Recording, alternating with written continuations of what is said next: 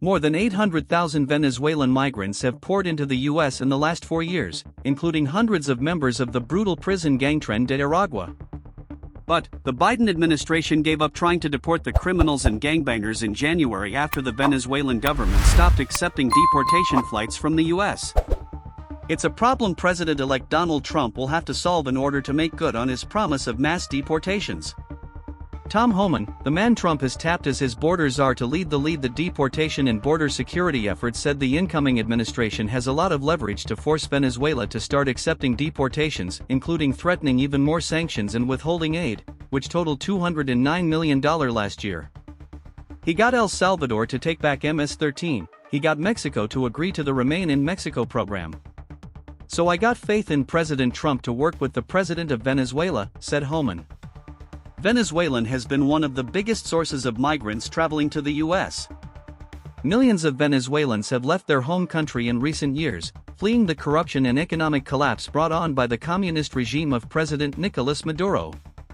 The Biden admin instituted policies to give Venezuelans temporary protected status, which shields them from deportation and fast-tracks work permits, making the journey even more attractive.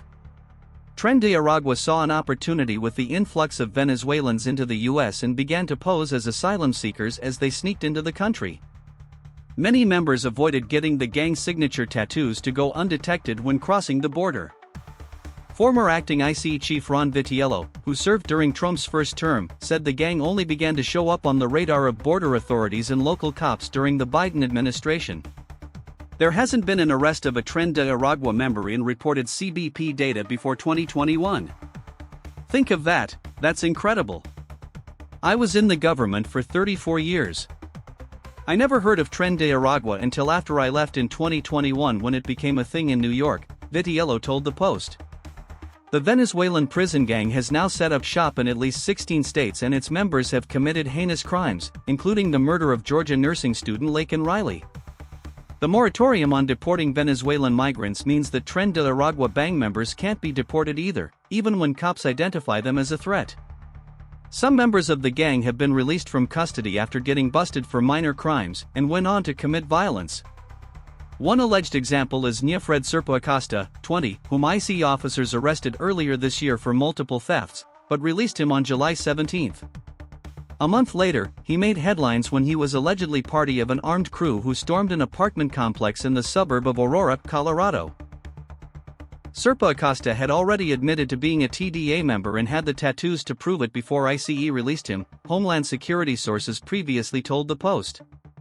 Venezuela had been accepting U.S. deportation flights almost weekly until January, per the Wall Street Journal. That all came to a screeching halt when the Biden-Harris admin imposed new sanctions on the authoritarian regime. It's now up to Trump to figure out how to start deporting Venezuelan criminals again. Here's how he could do it. Wes Tabor, who was in charge of the Drug Enforcement Administration's office in Caracas in 2012, said restarting deportations could be done through a business-like approach to crush the oil-rich country economically. They won't have a choice with Trump because if he extends his hand and tries to do something with them reasonably. And if he, Maduro, puts his little finger up at Trump. Trump is going to do everything he can to crush them economically, said Tabor. A spokesperson for Trump didn't respond to a request for comment. While the task is complicated, Trump could make attempts to forcefully send Venezuelan gangsters back to the country without the permission of the government, said Venezuelan dissident Daniel DiMartino. In at least one occasion when this happened with Haiti, the U.S. Coast Guard forcefully sent people back to the coast of Haiti without the consent of the Haitian government, said DiMartino, who is also a fellow at the Manhattan Institute. An operation like that could involve shipping deported migrants to the Caribbean or Colombia and then putting them on boats that land on the beaches of Venezuela.